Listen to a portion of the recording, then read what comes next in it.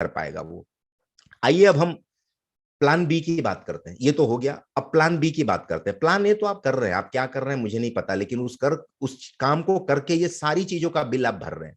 ये सारी चीजों का सिंगल इनकम करके आप बिल भर रहे हैं, है ना।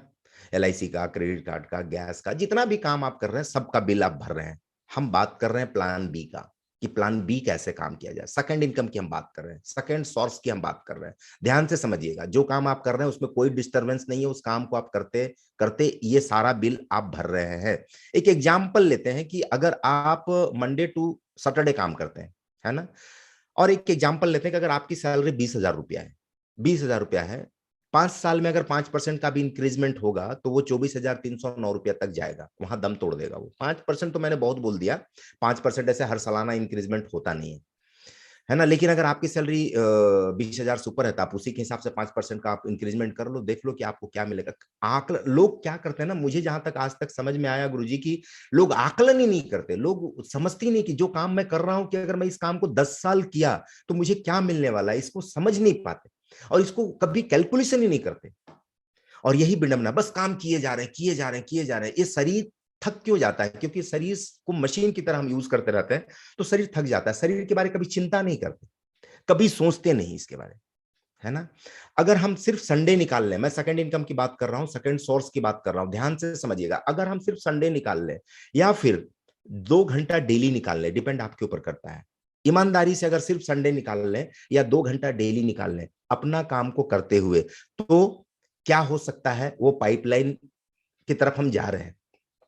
लेकिन आप कहेंगे कि भाई इस काम को चलो हम संडे निकाल लिए, 2 घंटा भी समय डेली निकाल लिए या संडे निकाल लिए, लेकिन इसका रिक्वायरमेंट क्या है, क्या क्या चीज हमें आवश्यकता पड़ेगी? सर देख लीजिए, कोई रिक्वायरमेंट नहीं है। जो काम, जो पाइपलाइन की मैं बात करने वाला हूं, उसका कोई रिक्वायरमेंट नहीं है। इन्वेस्टमेंट जीरो है, कुछ भी इन्वेस्टमेंट नहीं करना है आपको। एजुकेशन आपका कितना, उससे कोई लेना देना नहीं है इस पाइपलाइन को।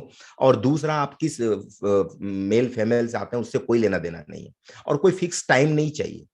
ऐसा नहीं कि 2 घंटा एकदम ड्यूटी की तरह सुबह से लेकर शाम तक ये 2 घंटा इसी टाइम पे देना, नहीं। आप जिस टाइम आप कंफर्ट समझते हैं उसी टाइम को आप यूज कर लीजिए। जो गप्पे हाँकने में जाते हैं, मैं तो ज्यादातर लोगों को जानता हूं, चौक चौराहे में बैठ के फालतू के गप्पे करते रहते हैं, फालतू के पेपर पढ़ते रहते हैं, फालतू के टीवी देखते रहते हैं।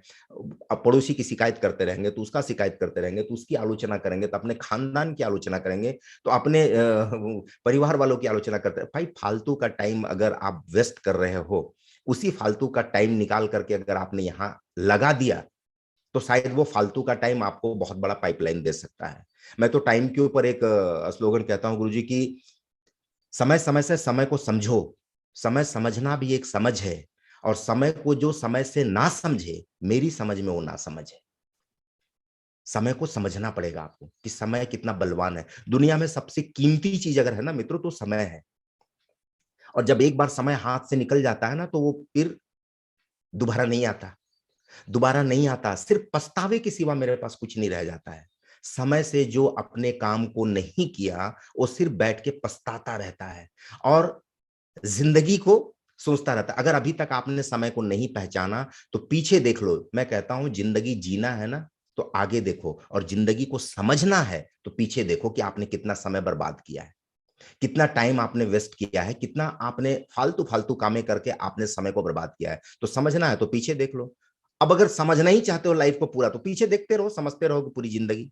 लेकिन अगर आगे बढ़ना चाहते हो तो आगे देखो, आगे बहुत रास्ते हैं, आगे बहुत सारा पाइपलाइन आपका इंतजार कर रहा है। परमात्मा ने आपके लिए योजना बना करके रखा हुआ है। आप आगे बढ़िए ना, आपके लिए बहुत बड़ी